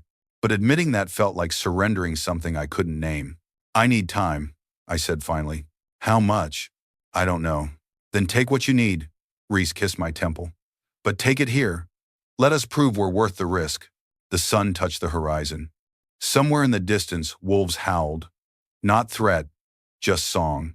And I realized I was tired of running, tired of hiding, tired of being afraid of the one thing I'd been searching for my entire life. Okay, I whispered. Okay? Callum's voice held hope. I'll stay. The words felt like jumping off a cliff. For now. To see what happens. For now, he agreed. That's enough. But as darkness fell and the stars emerged, I wondered if anything would ever be enough again, or if I'd just traded one cage for another. Only this time, I'd walked in with my eyes open. And that had to count for something. The stars were fully visible now, scattered across the sky like broken glass. I lay between Rhys and Nolan, their warmth a cocoon I didn't want to leave. Callum sat at the edge of the bedroll, keeping watch, his silhouette sharp against the firelight. You're thinking too loud, Nolan murmured against my shoulder. Didn't know thoughts had volume. Yours do. His fingers traced lazy circles on my hip. What's going on in that head? Everything. Nothing. The weight of a decision I'd made without fully understanding the consequences. Just wondering what happens tomorrow, I said. Tomorrow, we show you the rest of the territory. Callum didn't turn around. The boundaries, the safe zones, the places you don't go alone. Sounds ominous. Sounds practical. He finally looked back, and something in his expression made my stomach tighten. This land has rules. Break them, and it breaks you. Speaking from experience? Always. A howl cut through the night. Closer than before. Callum was on his feet instantly, hand on his knife. Rhys and Nolan tensed beside me, their earlier relaxation evaporating. That's not the same pack from earlier, Rhys said quietly. No. Callum's voice had gone cold. Dangerous. That's Blackwater. The name meant nothing to me, but the way all three brothers reacted told me everything I needed to know. Who's Blackwater? I sat up, reaching for my own knife. Trouble. Nolan was already pulling on his shirt, the kind that doesn't take no for an answer. They're early, Rhys said, tension radiating from every line of his body. Weren't supposed to patrol this sector for another week. Plans change. Callum's jaw was tight. Dimitri, stay here. Don't move. Don't make a sound. Like hell. I stood, ignoring the protest from my leg. I can fight. This isn't a fight you want to be part of. Why not? The howl came again. Multiple voices this time, harmonizing in a way that made my wolf bristle with unease. Because, Callum said, eyes never leaving the darkness beyond the firelight. Blackwater Pack doesn't negotiate. They take what they want and destroy what they can't have. And what do they want? Our territory. Nolan moved to Callum's left, forming a defensive line. They've wanted it for 15 years. Then why haven't they taken it? Because we're better fighters. Rhys took position on Callum's right. And because we have something they don't. What? Each other. The three of them stood there, shoulders squared, ready for violence. A unit forged through years of survival. And I was the outsider, the variable they couldn't account for. The liability. Shapes moved in the darkness. 5, maybe 6. Too many to fight head-on, even for 3 trained alphas. Callum Ashford. The voice that emerged from the shadows was smooth, cultured, wrong. Been a while. Not long enough, Marcus. My blood ran cold. Marcus. As in Marcus Graythorn. As in my former pack leader. What the hell was he doing here? A figure stepped into the firelight, and my worst fear was confirmed. Marcus Graythorn, flanked by 4 of his best soldiers, all of them armed, all of them staring at me like I was a ghost. Dimitri. Marcus's expression was unreadable. Interesting place to end up. I couldn't speak, couldn't move. My mind was racing, trying to piece together how this made sense. You know each other? Callum's voice was ice. Know each other? Marcus laughed, cold and sharp. I raised him, trained him, trusted him with some of my pack's most sensitive missions. His eyes locked on mine. And then I exiled him when I discovered his bloodline was a lie. You exiled him for existing, Nolan said. I exiled him for fraud. Marcus took another step closer. But I'm willing to reconsider. The world tilted. What? The word barely made it past my lips. The council made a mistake. Marcus's smile was politician perfect. We've reviewed your case. Your mother's choices aren't your responsibility. You're welcome to return home, Dimitri. Full reinstatement, full honors. I stared at him. At the man who'd stood in that council chamber and watched me walk through those gates without saying a word. At the pack leader who'd let bureaucracy destroy everything I'd built. You're lying, I said. I'm offering you a second chance. Why? Because you're valuable. He gestured at the Ashford brothers. And because I'd prefer not to see you waste that value with rogues who have no future. Callum moved. Fast. His knife was at Marcus's throat before anyone could blink. Call us rogues again, he said softly. See what happens. Marcus didn't flinch. Still as impulsive as ever. I see. That's what got you exiled in the first place, wasn't it? The words landed like a bomb. I looked at Callum, at the tension in his jaw, at the carefully controlled rage in his eyes. What is he talking about? I asked. Nothing that matters. It matters if you lied to me. I didn't lie. Callum's knife hand was steady. I just didn't tell you everything. That's the same thing. Dimitri. Rhys's voice was strained. Not now.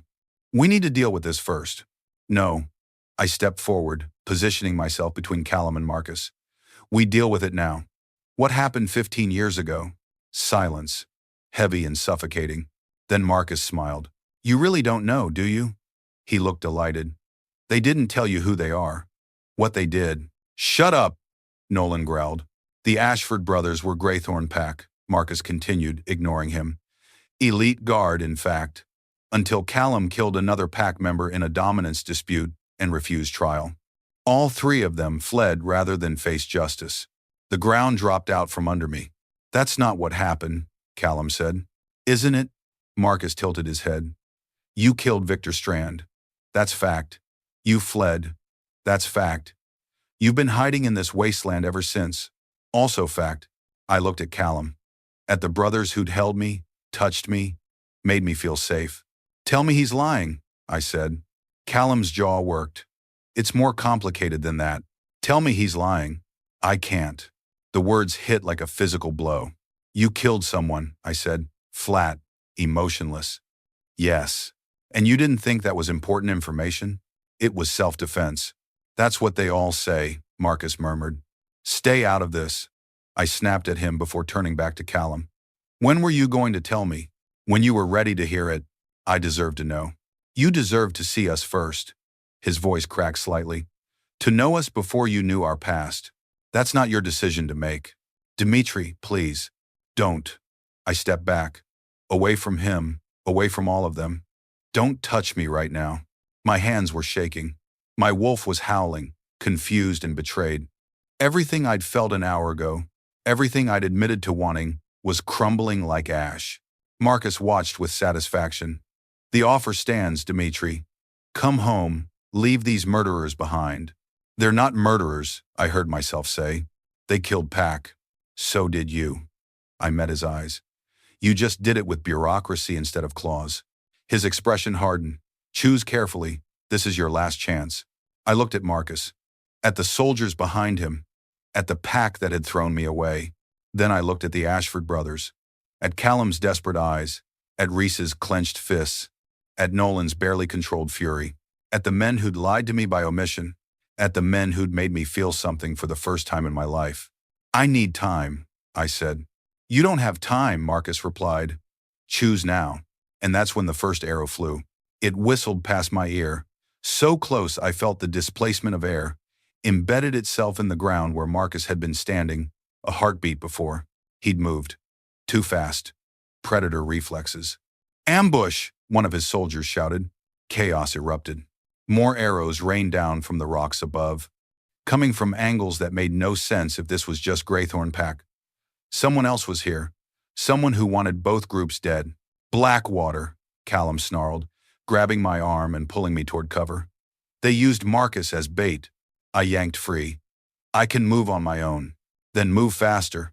An arrow struck the ground between us. I rolled left, came up in a crouch behind a boulder. My knife was in my hand, though against arrows it was useless. I needed to think, needed to assess.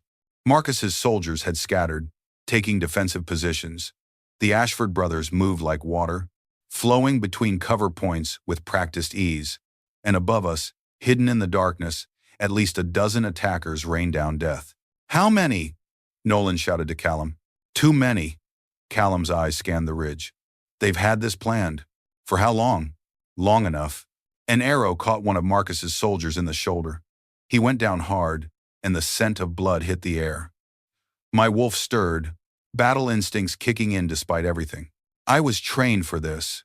Reconnaissance meant knowing how to fight when things went wrong. And things had gone very, very wrong. "Dimitri, stay down," Rhys called from his position. "Stop telling me what to do," I called back. "Then stop making me worry." Despite everything, despite the betrayal still burning in my chest, his words did something to my pulse.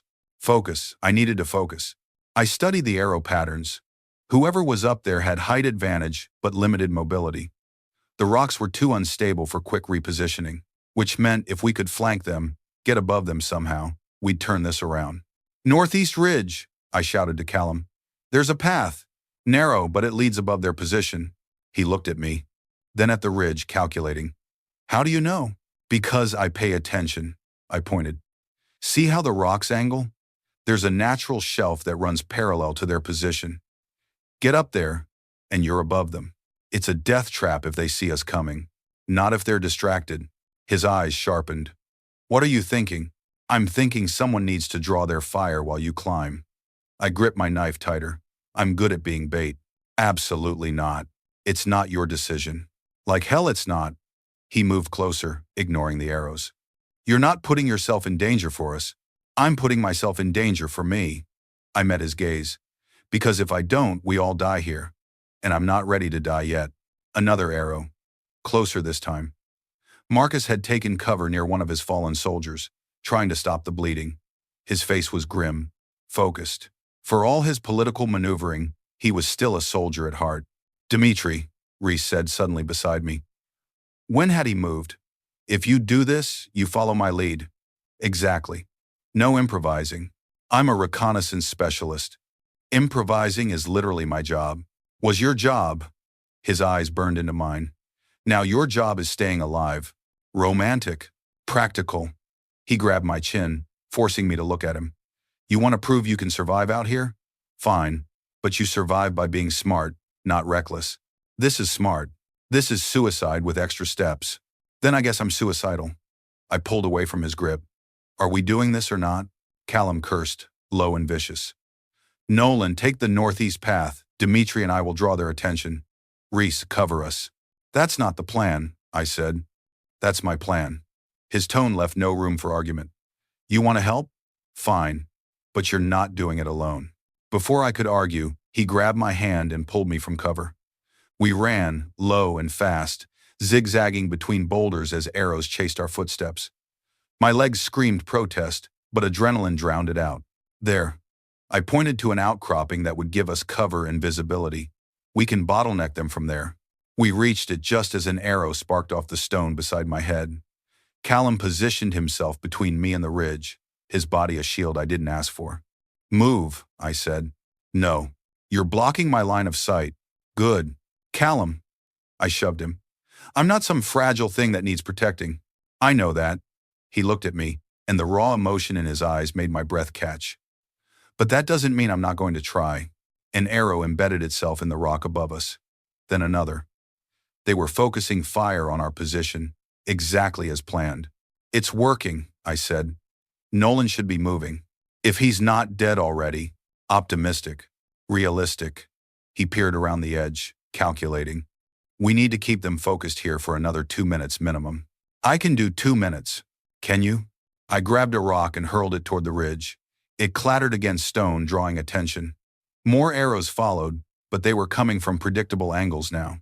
Desperate angles. "They're running low on ammunition," I observed. "How can you tell?" "The intervals are getting longer. They're making each shot count." I risked a glance around the boulder, and they're repositioning, which means Nolan's close. A scream from above confirmed it. Then another. The sound of bodies hitting rock, of combat too close for arrows. He's engaged, Callum said. We move. Now. We broke from cover, running toward the base of the ridge. Marcus and his remaining soldiers were doing the same from their positions. A strange alliance born of necessity. I saw the attacker before Callum did. He dropped from a higher ledge, landing between us and the ridge. Big, armed with a blade that glinted red in the firelight. His scent was wrong. Corrupted somehow. Blackwater pack, but something else underneath. Rogue. A rogue leading pack soldiers. That changed everything. Dimitri Cole, the rogue said, and my blood went cold. The little Omega who couldn't decide where he belonged. Do I know you? Not yet. His smile was broken glass. But you will. Your father sends his regards. The world stopped. What did you say? Your father? The rogue circled us, blade ready. You didn't think he was dead, did you? Just because your mother said so? My father died before I was born. Your father, the rogue said, has been waiting 23 years to meet you, and now that Greythorn was stupid enough to exile you, well, here we are. Callum moved, putting himself between me and the rogue. You're lying. Am I? The rogue's eyes never left mine. Ask yourself, Dimitri, why would your mother lie about everything else but tell the truth about that? She wouldn't she? He lunged. Callum met him blade to blade, and the sound of metal on metal rang through the canyon. They moved like violence incarnate, and I stood frozen, my mind reeling. My father was alive. My father knew where I was. My father had sent rogues to attack the one place I'd found something close to safety. Dimitri! Rhys's shout snapped me back. He was running toward us, blood on his hands. Not his blood. We need to move. Now. There's more coming. How many more? All of them. His face was grim. This wasn't a raid. This is an invasion. Above us, Nolan appeared at the ridge, signaling. The immediate threat was handled, but Rhys was right. I could hear them now. Dozens of footsteps. Dozens of scents. An army. Coming for us. Coming for me. Callum disarmed the rogue with a vicious twist, sent him sprawling. Run, he said. All of you, now. What about you? I demanded. I'll hold them. That's suicide. That's buying time. He looked at me one last time. Go, Dimitri. Live. Figure out what you want. Just live. No. I grabbed his arm. We go together, or not at all. That's not how this works. Then change how it works. I pulled my knife. Because I'm not running anymore. His eyes searched mine. Then slowly, he smiled. You're absolutely insane. Probably. I turned toward the approaching footsteps. But at least I'm interesting. And together, we prepared to fight an army. The first wave hit like a tsunami. 20 rogues, maybe more, pouring through the canyon with coordinated precision that shouldn't have been possible. Rogues didn't work together, didn't organize, didn't move like a trained military unit. But these did. They've been trained, I said, voice cutting through the chaos. By who? Callum blocked a strike, countered with brutal efficiency. Someone who knows pack tactics. The realization hit us both at the same time. We looked at Marcus, who was fighting 3 rogues simultaneously, his face set in grim determination. This isn't about territory, I said. This is about him. Or you, Rhys grunted. Disarming an attacker. Your father wants you back. My father is dead. Keep telling yourself that. A rogue lunged at me. I sidestepped, used his momentum against him, sent him crashing into the rock face. My training kicked in. Muscle memory from hundreds of drills. Strike fast, strike vital. Don't hesitate. I didn't. My knife found the space between his ribs, and he went down gasping. I pulled the blade free, already turning to the next threat. You've done this before, Nolan said, appearing at my side. Blood streaked his face, not his own. I told you. Intelligence work. You didn't mention the killing part. You didn't ask. I blocked another attack, twisted, drove my elbow into a throat. Besides, I thought we were past secrets. We are. He fought with devastating precision, protecting my blind spots without being asked. After this, if there is an after, there will be. He caught my wrist, pulled me close as a blade whistled through the space I just occupied. Because I'm not losing you now. The words shouldn't have affected me. Not here, not in the middle of battle, not when everything was blood and violence and survival. But they did. Focus, I said, pushing him away. We can discuss feelings when we're not dying. Deal. The rogues kept coming. We fell into a rhythm, the six of us working together despite the impossibility of it. 3 Ashford brothers, 3 Greythorn soldiers, moving like we'd trained together for years instead of minutes. I caught Marcus's eye across the battlefield. He nodded once. Acknowledgement. Respect. Maybe. Fall back to the ridge. Callum's voice cut through the sound of combat. Higher ground. We retreated, fighting every step. My leg was screaming now, the old injury flaring hot and vicious. I ignored it. Ignored the exhaustion creeping in at the edges. Ignored the voice in my head screaming that this was too much, too fast, too impossible. We reached the ridge as the second wave hit. How many are there? Marcus demanded, breathing hard. More than we can handle, Rhys said. Helpful. Honest. A howl split the night. Not attack. Signal. The rogues pulled back, forming a line 20 feet from our position. Waiting. What are they doing? One of Marcus's soldiers asked. Regrouping, I said. Or waiting for orders. From who? A figure emerged from the darkness behind the rogue line.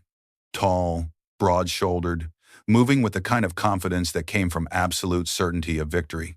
When he stepped into the firelight, my world shattered, because I knew that face.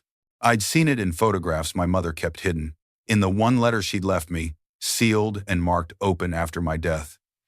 In the mirror, every time I looked at my own reflection and wondered where certain features came from. Hello, son, my father said. My knife slipped from nerveless fingers. That's not possible, I whispered. Very possible. He smiled, and it was warm, genuine, the kind of smile that made you want to trust, to believe, to follow.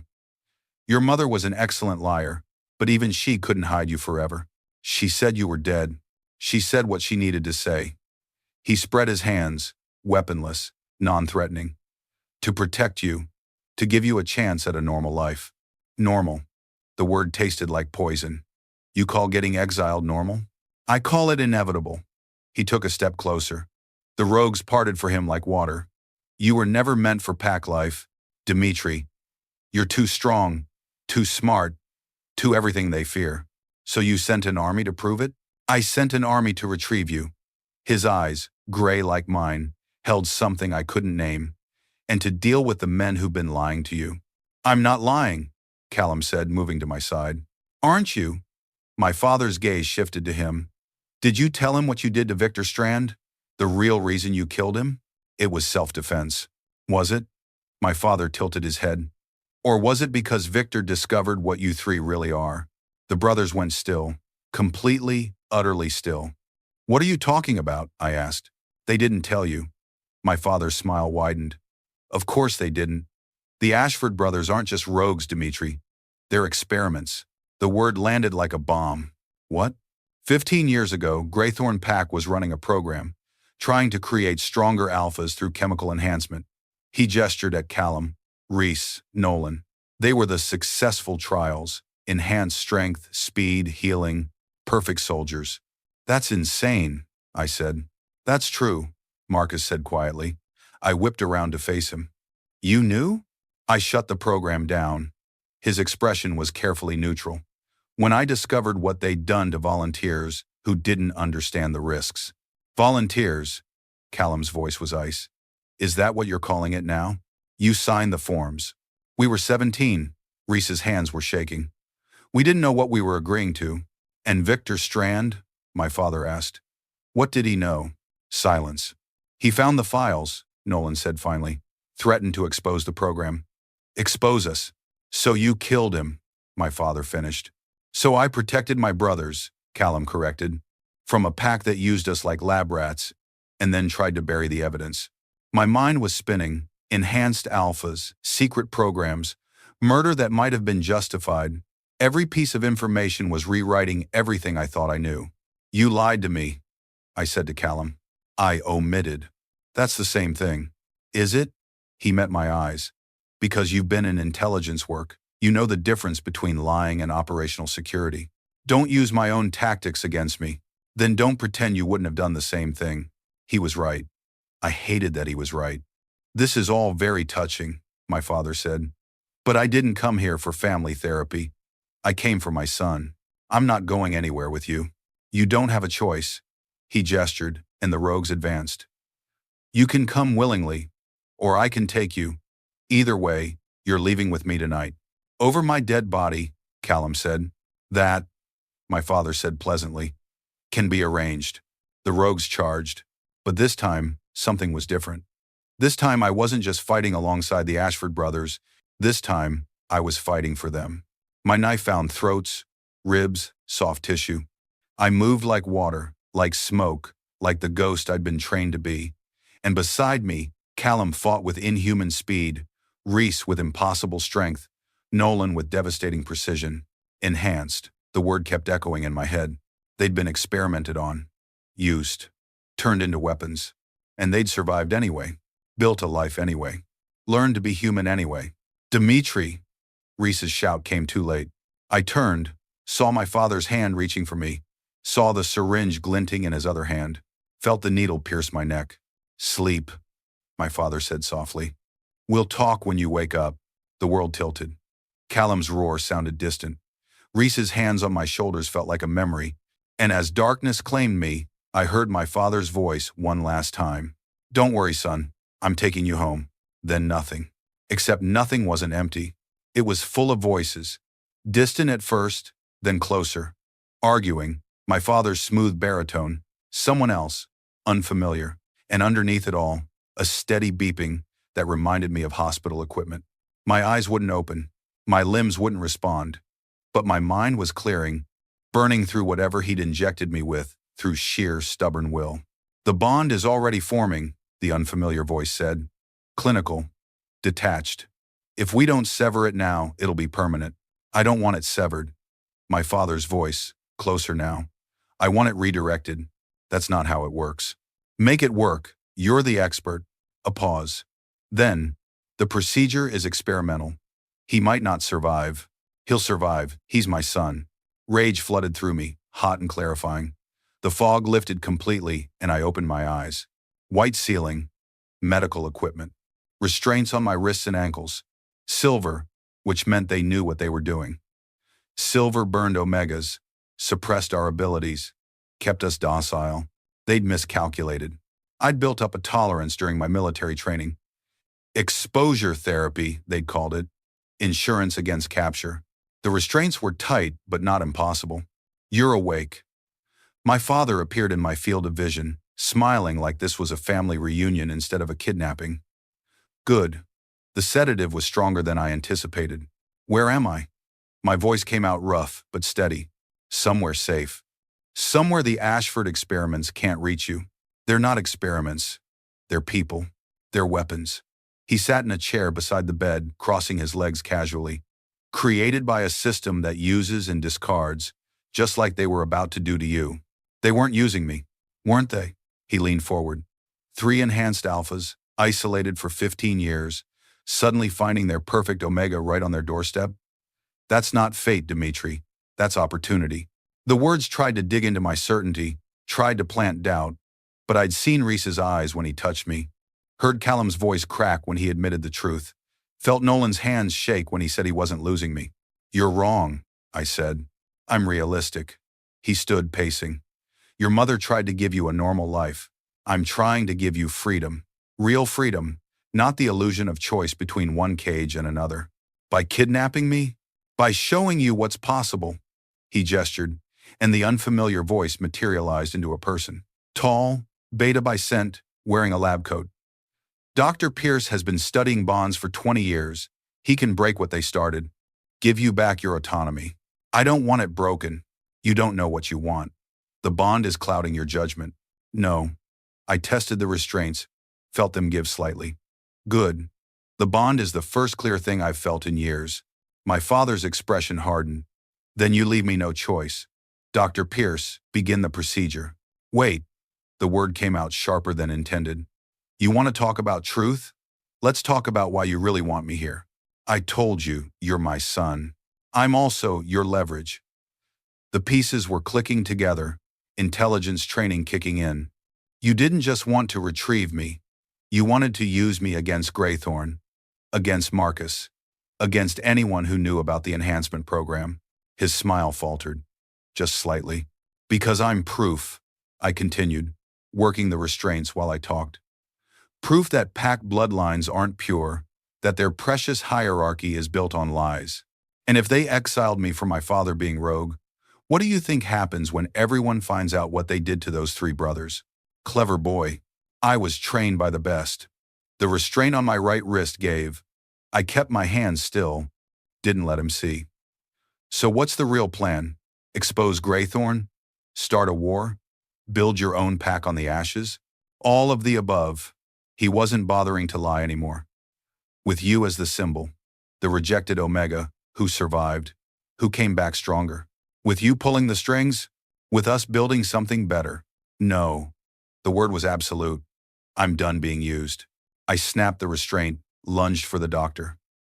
My hand found his throat before he could react, and I used his body as a shield between me and my father. Dimitri, don't be foolish.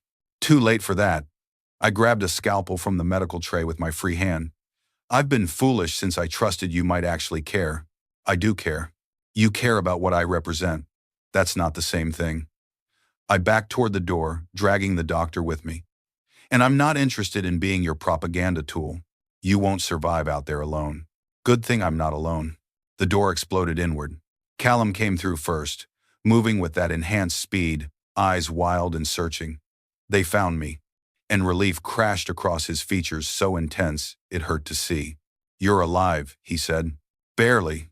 I released the doctor, who scrambled away. Took you long enough. We had to track you. Rhys appeared behind Callum, blood on his clothes. Your father covered his trail well. Where's Nolan? Dealing with the guards outside. Callum's eyes shifted to my father. You have 3 seconds to explain why I shouldn't kill you where you stand. Because he's my father, I said. And because I want answers first. My father raised his hands, non-threatening, but his eyes were calculating. You can't win this, Dimitri. I have 50 rogues outside. You have 3 exhausted alphas and misplaced loyalty. I have the truth. I moved to stand beside Callum, and I have a choice. The one thing you never gave me. I gave you life. You gave me DNA. The words came out cold. My mother gave me life. She chose me every single day, even when it cost her everything. You disappeared before I was born, and only showed up when I became useful. Something flickered in his eyes. Pain, maybe, or recognition. She made me promise, he said quietly, to stay away, to let her give you a chance at normalcy. And you kept that promise for 23 years? Until she died. Until I knew you'd need me. I don't need you. I took Callum's hand, felt that electric jolt stronger now. Right. I need people who see me for who I am, not what I represent. They're experiments. They're survivors. I looked at Callum, at Rhys, at Nolan, who'd just appeared in the doorway. Just like me. My father studied us. The 3 brothers and the Omega who'd stumbled into their territory. The enhanced soldiers and the intelligence operative. The rogues and the exile. You really believe that? He said. I really do. He smiled, and for the first time, it reached his eyes. Then maybe your mother was right about you after all. What? She said you'd choose your own path, that no one could force you into a mold. He lowered his hands. I didn't believe her. Thought you'd need guidance. Protection. I needed freedom. And you found it with them. I found myself with them. The words were true, undeniable. Everything else is just details. Silence stretched. Then my father nodded once. The rogues outside are yours to command, he said. Not to fight, to send home. To tell them the operation is over. Just like that? Just like that. He moved toward the door, paused. For what it's worth, I am sorry. Sorry I wasn't what you needed. Sorry I tried to make you into something you're not. What am I? I asked. He looked back, and his smile was genuine. Proud. You're exactly what your mother hoped you'd be. Free. Then he was gone, and it was just us. 4 people who'd found each other against impossible odds. That was anticlimactic, Nolan said. I'll take anticlimactic over dead, I replied. Callum pulled me closer, his forehead against mine. When he took you, I thought, don't. I cut him off. I'm here. We're here. You scared us, Rhys said, his hand finding my shoulder. You're enhanced super soldiers. I didn't think you got scared. We're also human. Nolan's fingers threaded through my hair. That procedure you just stopped? It would have worked, would have broken the bond. But it didn't. Because you fought back. I always fight back. I pulled away enough to see all three of them. It's kind of my thing. We noticed. Callum's thumb brushed my cheek. Question is, what happens now? Now? I considered. Now we go home. To where? Your territory. Our territory. The words felt right. Complete. If you'll have me. If. Rhys laughed, broken and beautiful. Dimitri, we've been yours since the moment you walked through those gates. Even with all my baggage? Especially with your baggage. Nolan grinned. Makes you interesting. And the bond? I asked quietly. The marks? When you're ready, Callum said. Not before. Not because of fate or chemistry or anything except choice. What if I'm never ready? Then we'll deal with that too. His eyes held mine. This isn't about claiming you, it's about keeping you, and we'll take whatever you're willing to give. My throat tightened. What if I want to give everything? Then we'll make sure you never regret it. The sun was rising when we finally made it back to their territory. Our territory. The rocks were painted gold and rose, and the air smelled like sage and possibility. We collapsed near the fire pit, exhausted and alive. I lay between them, their warmth surrounding me, and for the first time in my life, I felt settled. Complete. Home. I love you, Callum said into the quiet. All of you. This strange, stubborn, incredible thing we've become. I love you too, Rhys murmured. Even when you're terrifying. Especially when you're terrifying, Nolan added. They were all looking at me, waiting. I love you, I said, and the words were easy. True. I love that you saw me when everyone else looked away. I love that you fight for what's right, even when it costs you everything. I love that you gave me choice when everyone else tried to take it away. That's a lot of love, Callum said softly. Get used to it. I closed my eyes, letting peace wash over me, because I'm not going anywhere. The future was uncertain. There would be challenges, questions, probably more people trying to use us for their own agendas. But we'd face them together, as a pack of our own making, as a family built on choice, not blood, as something the world had never seen before and would never forget. And maybe that was the real freedom my mother wanted for me.